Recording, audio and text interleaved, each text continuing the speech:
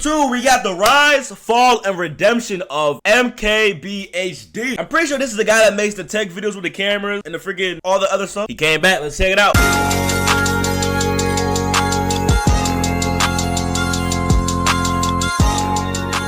What happens when the critic becomes the one being criticized? How would it affect their public perception? And more importantly, how do they handle the inevitable backlash? Okay. Creators like Marquise Brownlee, oh, this is his name, Marquise Brownlee. Why did he put MKBHD? MKBHD have been asking these same questions, as a series of unfortunate decisions have eroded his reputation to the point that his fans label him as just another out-of-touch influencer and ruthlessly mock him in the comments. Got here faster than— Nah, I ain't gonna lie, they trolling. Yo, Marquise makes some good content, chap. Have you ever watched him? Marquise driving. 2024 really picked up speed towards the end, huh? Props to Marquise for not pulling a Mr. Beast and deleting all the comments making fun of him. Hi, I'm the Internet Anarchist. I create weekly YouTube documentaries. This guy makes some sweaty videos, chat. Like, look at the amount of editing he's put into this. Today, we'll explore the recent controversies driving a wedge between YouTube legend MKBHD and his once loyal fanbase. To understand why Marquise's relationship with his audience deteriorated so much, you first have to understand what their connection was built on in the first place. During his early days on YouTube, Marquise's content was defined by three key ideals: quality, consistency, and transparency. Yo, chat, who's this editor, bro? Who is this guy's editor? This guy's freaking sweaty. In terms of quality, Marquise always strived to improve the watchability and clarity of his content. From gradually upgrading the visual and audio of his video, to giving increasingly in-depth analysis of the products he was reviewing, Marquise wanted to make each video better than the last. We'll get to those in a second, but initially picking up this phone and holding— Yo, chat, a lot of people don't know this about Marquise. Chat, Marquise was making videos for like 20 years, bro. I think he's been making videos longer than Mr. Beast. It is a pretty nice experience, which is pretty obvious. It's an all-metal unibody aluminum back design, which kind of wraps around to the front. It's definitely not the thinnest phone in the world, and it's also definitely not the lightest phone in the world either, but it feels rather sturdily built, and that's always a good thing. Pair this with the fact that Marquise maintained an extremely consistent upload schedule for over a decade, and it becomes very obvious why he's grown to almost 20 million. A decade, chat. Most of you guys in the channel aren't even 12 years old. A decade. Subscribers. This pattern of consistency was present from the start of Marquise's career, as he uploaded over 200 videos in his first year on YouTube. However, what truly puts Marquise at the top of consumer tech reviews is his unusual levels of transparency when covering products or handling sponsorships. When it comes to consumer tech reviews on YouTube, viewers typically gravitate towards creators who are completely honest about a product's quality and functionality. In Marquise's case, he'd built such a strong reputation for unbiased coverage that fans naturally regarded his opinion very highly. A good example of this was with the infamous Escobar Fold phone, whose negative qualities were glossed over by other tech reviewers, but faced a more critical perspective from MKBHD.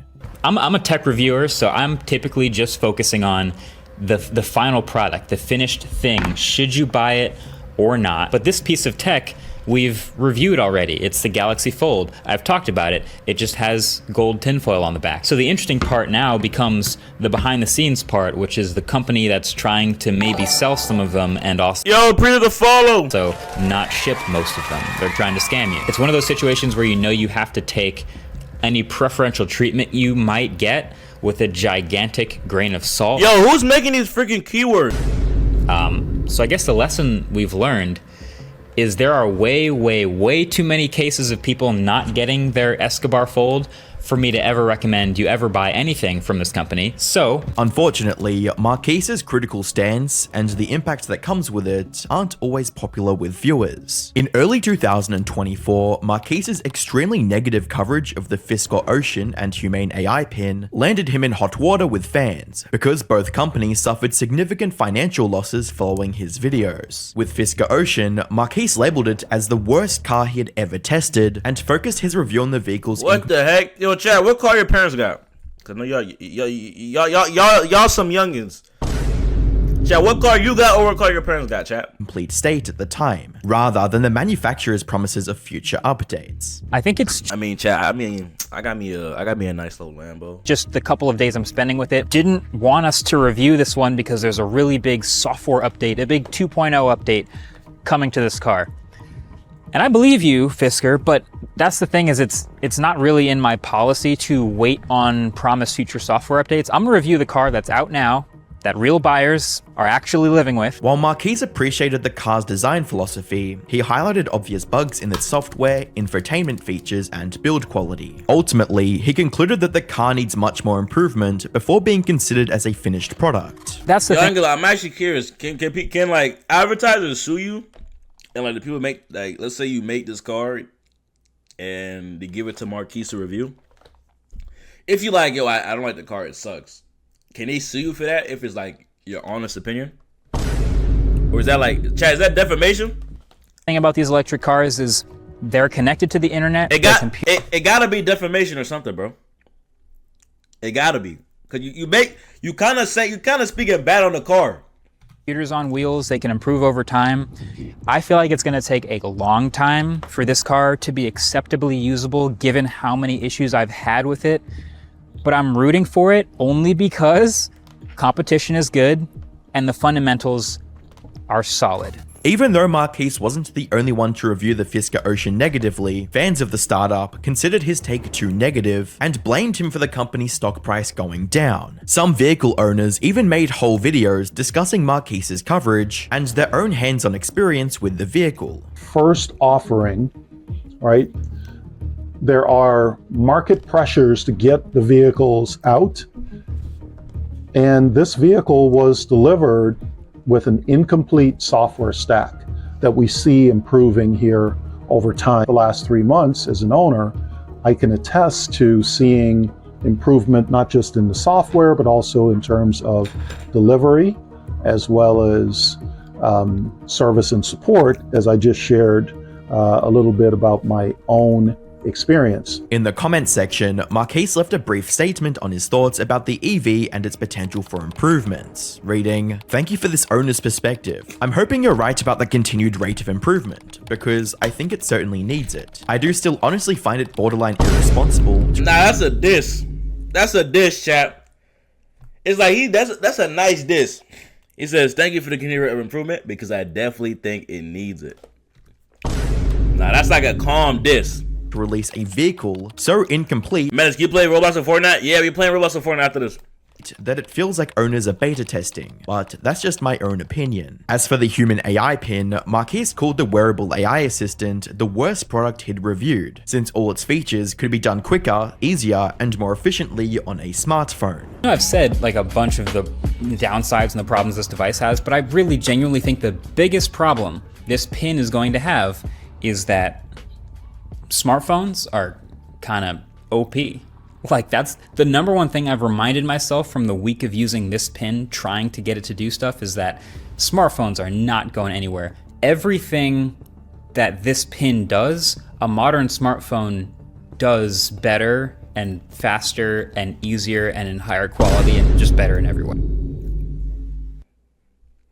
While the video was well received by his fans on YouTube, multiple users on Twitter began criticizing Marquise for potentially harming the startup's potential with his harsh coverage, reading, "I find it distasteful, almost unethical, to say this when you have 18 million subscribers. Hard to explain why, but with great reach comes great responsibility. Potentially killing someone else's nascent project reeks of carelessness. First, do no harm." To which Marquise would respond with, "We disagree on what my job is." Despite all of this, management at Humane AI saw Marquise's critical take as a learning experience. By the 17th of April 2024, Marquise would upload a video responding to both situations and present the viewers with the question of whether or not bad reviews kill companies. Discourse lately on this topic, there will be, some negative reviews, and then a company will eventually go out of business, and then the internet poses the question, do bad reviews kill companies? Do bad reviews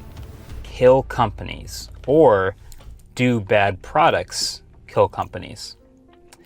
I do have a lot of thoughts. Marquise would make the argument that the validity of a review solely depends on how honest the reviewer is when conveying their experience with the product, regardless of whether it's good or bad. Back up for a second. What is a review? Little pet peeve of mine is I think people misuse or overuse that word a lot, but a review is just somebody uses a product and then just delivers their impressions on whether they think it's any good or not, how well it actually worked, and if Yo, their honest people to opinion follow. is if it's good, then that's the review. If it's bad, that's the review. That's basically it. But the thing about reviews is, if they're not honest, then they're basically useless. To illustrate his point, Marquise would share an example of when his harsh but honest feedback on a Razer gaming phone positively impacted the company's future releases. And I remember the vibration motor was horrible. And I remember calling it out. I remember saying this. Also, the vibration motor in this phone, trash. Straight trash. I'm gonna call myself so you can hear this. Phone. But hey, give it a buck though, Chad. I would be mad myself too. Like, Chad, let's say I drop an iPhone 38 and I'm like, yo, Chad, everybody go buy this phone. Right? And I told the chat, yo, Chad, everybody go buy this phone. You know what I mean? A few people buy it, they make a review, and they're like, yo, Menace, this is the worst phone you've ever freaking made. Nobody buy this, right? Buddy, I'm suing you. Immediately. How dare you talk bad about my product? You're getting sued. Or hear this. You gotta try the new vibration motor in this phone. And it's such a niche thing, but sure enough, I try it, and it's way better. In addition to this, Marquise would point out how both Humane and Fisker were already being poorly reviewed by other tech channels long before his coverage. He even stated that if everyone was honestly reviewing the same product, then everyone's experiences should be similar. I was not the only one to review the car, not even close. And so yes, the stock price did drop after my video, but the stock was in free fall for many, many months before my video too. And if you zoom out on YouTube or in the car review space in general, I was far from the only person saying these things about the car for all of these months. Many other reviewers had been having a plethora of issues, even stuff that I didn't have with this thing. I feel like that might be the easiest way to tell if a review is honest or not. Like, we're all reviewing the same product, basically. If we all have the same thing, so we're all going to find a lot of the same things. We're all eventually going to have a lot of the same upsides, downsides. If there are issues, they may eventually surface. So yeah, the current state of both startups not only shows the impact of unbiased criticism when looking at a product, but also its necessity. YouTube reviewers are sometimes the first place potential customers learn about a product and decide whether to spend their hard-earned money on it. While creators like Marquise seemed comfortable dishing out harsh reviews, he was about to get a taste of what it's like to be on the receiving end of a bad product launch. By the 24th of September 2024, Marquise published a tweet announcing the release of his new wallpaper app, Panels. I'm so pumped to be launching this app. People have asked where I get wallpapers forever. So this is the answer. Now and forever, Panels. At first, fans were very optimistic about the application, since Marquise claimed it would feature handpicked art from other online creators. However, when digital art is involved, there's always the possibility of it being AI generated, and users weren't shy about expressing their concerns. Reading, "It feels a little late now, doesn't it? What's stopping me from asking AI to create a unique, high-quality wallpaper that no one else will have? I'm leaving the door open for you to prove me wrong. I hope to see a YouTube video showcasing your app, proving me, the skeptic, wrong." In response, Marquise would write, "These are all made by artists who can choose to involve AI or not in their creation process. It'll be up to you how much you value the human touch." Over on YouTube, Marquise shared a few extra details about Panels that would hopefully paint a clearer picture of what the Yo, chat, what's your wallpaper, chat? Chat, what's your wallpaper? application does, how much it costs, and how it will be improved in future updates. You guys have always been asking me where I get my wallpaper. My wallpaper is, I think it's Diddy. Something like that. Like, it's frequently the #1 suggested search result under my name, has been for years, so now we've put them all in one place. It's called Panels, and it's finally live in the App Store, both on iOS and on Android. Feels really good to be able to say that. So if you're wondering where the wallpaper on these phones in the review came from, Panels. If you're wondering where the wallpaper in the last video came from, Panels. Matter of fact, almost all of the wallpapers on the devices and in backgrounds you've seen in my videos for the past year have all come from Panels, which is pretty sick. And we have some pretty big plans for this thing. So it's starting off as a wallpaper app now. I don't want to overpromise too much, but it's going to be pretty consistently improving over time, which is part of the reason why we're offering a subscription to support it. So go pick it up now. While panels seemed like a good step forwards for the MKBHD brand, fans hated the idea of paying $50 a year for smartphone wallpapers. Bro, $50 a year, chap. Come on, guys. Y'all spend $50 on Fortnite, but won't spend $50 to support your brother Marquise. Y'all spend $50 on some OnlyFans, but you won't spend $50. Like, chat, it's really, bro. Bro, chat, people spend $50 on some junk food, but won't spend $50 on some healthy food. People spend $50. Chat, people spend $50. I don't want to. Hey. How good the art was, with comments reading, "No one's paying $50 a year for a regular wallpaper app, lil bro. MKBHD graduated from the Apple Yo, appreciate the follow. School of Pricing. MKBHD. Never buy something for the promise of something it will do later. Also MKBHD. My app will have a lot of better things to come, so go get it now." Overall, it seems like the controversy around panels was born out of both its incomplete state and high price tag. This gave fans the impression that Marquise wasn't putting any real effort into the app and was releasing it solely for profit. Fortunately, Marquise recognized his mistake and attempted to set the record straight with a video titled "Let's Talk About Panels." I made a lot of mistakes along the way, including the fact that I didn't really explain anything. I didn't explain the UI, what was in it, the point of the app, and most importantly, why it had a freaking $50 price tier. And so appropriately, the entire internet was very disappointed, and that's 100% on me. Chat, should I drop an app? I'm gonna call it the Diddy Tunnels. Something like that. To reiterate You have to escape the tunnel. Would y'all play that game? his reasoning behind creating panels, Marquise would recognize and address the issues with the app's initial pricing model, privacy concerns, and design. Even though Marquise promised better updates to the app's design, wallpaper offering, and functionality, he wanted people to download panels for what it is today. Thing I keep saying, which is never buy a product based on the promise of future software updates. Buy it for what it is today. And I'm never gonna stop preaching that. That is still extremely true. But the irony is not lost on me that I've also made a lot of references and promises about the future of this app in this video. So I'll still say, if you want to grab a wallpaper or download this app and check it out, get it for what it is today.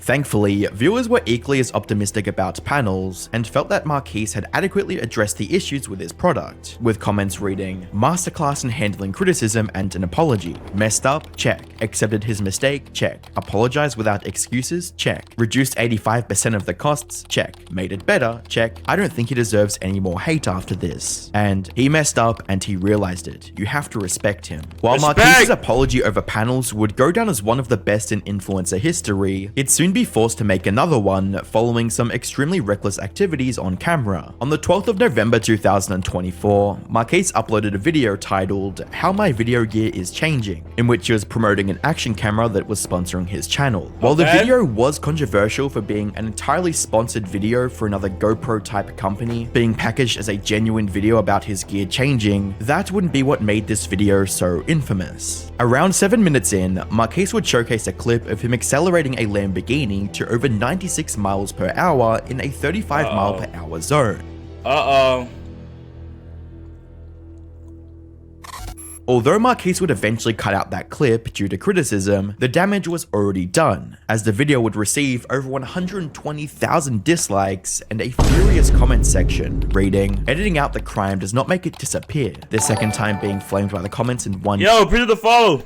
Yeah, damn, it's getting serious. As well as 96 miles per hour in a school zone. Dude, what the hell? What the heck? Okay, chat, I ain't gonna lie. 96 is crazy. You can literally kill somebody. That's not funny.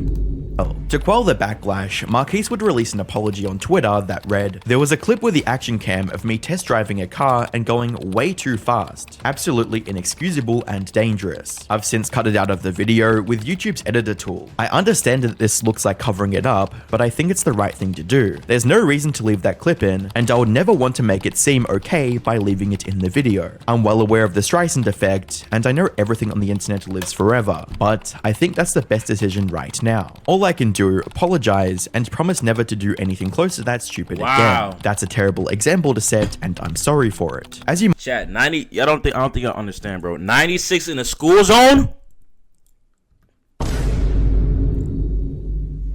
96 in the school zone? What's going on? Yo, Laxative, we're reacting to a video, the rise and fall of MKBHD. You might imagine the response to Marquise's apology was heavily polarized. On one hand, people accepted his apology since he didn't hurt anyone, and the clip was removed. On the other hand, users flamed him for even filming the act of reckless driving. While both sides had their merits, the truth is that Marquise holds himself to a very high standard of credibility, which makes things especially heated whenever he makes a misstep. In the week after the incident, experts like Legal Eagle would weigh in on the situation and analyze its severity. Now, MKBHD films most of his videos in New Jersey, so let's assume that New Jersey traffic laws apply. First up would be the speeding violation. It looks as if he's driving in a suburban area. Under New Jersey law, it is, quote, prima facie lawful for a driver to drive 35 miles per hour in any suburban business or residential district. That means it's illegal to go above 35 miles an hour in those zones, though, and if he was in a school zone, or children were clearly visible in the roadway, or when children are going to or leaving school, the limit is 25 miles per hour. This chart shows how it works. So if a person was driving 30 miles or more over the speed limit, it's a 5-point speeding violation and 5 points on a license. Sadly, this wasn't Marquise's first traffic offense, as he'd been pulled over several times before. He will learn from it, hopefully in the sense that he won't film his crimes, but also in the sense that he won't do them in the future. But we live in a car-centric world, so it's easy to fetishize those cars and forget that there are real people who can be hurt by a 3-ton box. Like chat, no weird stuff. Like chat, when I go driving with my Lamborghini, bro, chat, I always try to be slow, bro, because it's so bright, like, it's so red, like, I don't, obviously, like, I got a bright red one, chat, like, sometimes, like, people be so shocked, they be like, yo, so, chat, I gotta always drive slow, you know, because I don't want them to, like, freak out, like, I know you want to touch the car, but, like, you gotta calm down, okay? It's okay, maybe next time. Of steel hurtling down the road at 100 miles per hour.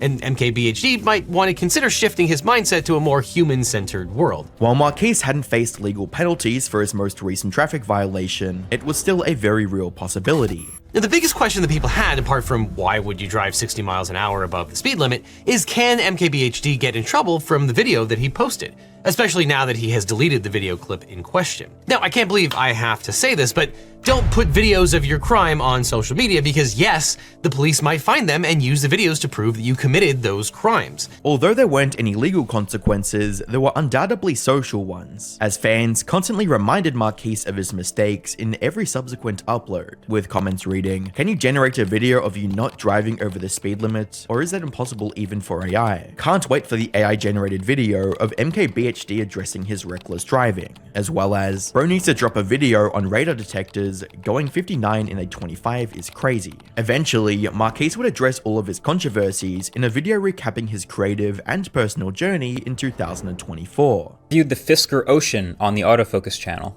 as the worst car I've ever tested, which then proceeded to blow up. I was far from the first person to say negative things about this car, but for a number of different reasons, this one hit a little different.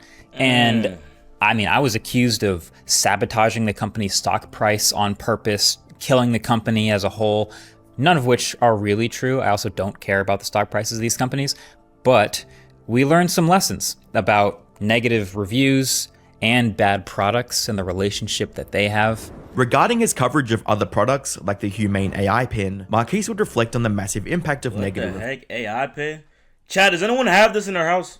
Reviews on a product, and the equally critical response it could elicit from fans. I reviewed the Humane pin and the Rabbit R1, two standalone AI products that just clearly came up way short of their promises and still do to an extent, but this reignited the conversation about negative product reviews. No pun intended about ignited, but it felt like everyone on the internet had something to say about it this time. People weighing in on the side of consumers, also on the side of product makers. I still stand by everything I said in those reviews, but what I mostly learned was the power that these reviews actually have. When it came to his own products being harshly reviewed, Marquise acknowledged his shortcomings and recognized the irony of now being on the other side of criticism. And then we launched panels, our wallpaper app to the world. This was something we'd worked on as a team in the background for the better part of a year, sourcing from artists, developing, designing everything, and then launching it with the review of the new iPhone. Unfortunately, that was a total misjudgment on my part. I spent way too much time, way more time on the product review than actually explaining the app itself, it needed its own explanation. So people didn't really understand. I didn't really properly explain the features or what it did, why it existed, or why it even had a premium price tier. This openness to criticism carried over to his other mistakes, such as the recent speeding incident. Then directly after, I released a DJI action cam video, a video about using these action cams. It was sponsored, but I wanted to use this opportunity to address the bigger issue from that whole experience, which was the driving clip, even though it's no longer in that video. So there was a clip in that video, since removed, of POV driving a Lamborghini and accelerating to over 90 miles an hour in a 35 mile an hour zone. It's just stupid and At least they acknowledged it. dangerous. Not just for the actual act, which was stupid and dangerous, but also for the potential precedent that it could set, because like we've said. In addition, Marquise gave some extra context to the situation. So earlier in November, another YouTuber who will remain nameless invited me out to test drive a car. And I said, okay, yeah, sounds fun. We went out, and the way these work is that the salesperson sort of takes you out on a pre-designated test drive route. It was outside New Jersey. I didn't know the space very well, so I just followed their lead. They sort of show you where to go, and we went out and then came back. So I had the action cam with me, as I had for the past couple weeks, as I'd shot clips here and there around just on how it could be used to shoot anything anywhere. So on the way back, I was like, oh, okay, I'll shoot a clip of a few seconds of driving, because this could be used to shoot driving shots. He also noted how he set a bad example for his viewers and other creators who looked up to him. I learned several valuable lessons here. Making mistakes and genuinely get to the point. An extra layer of diligence. At the end of the video, Marquise recognized the privilege and responsibility that came with running such a large channel. So 2024 was a crazy year, and I learned a lot of lessons, and I think what's maybe the most interesting is the one main lesson. All right, bro, get internet to it. And have anybody. Controversies in 2024, Marquise expresses two key traits that every creator. Marquise's situation is evidence that being a All creator. right, Marquise, we forgive you, buddy. We forgive you. We forgive you for your actions. We forgive you. We forgive you.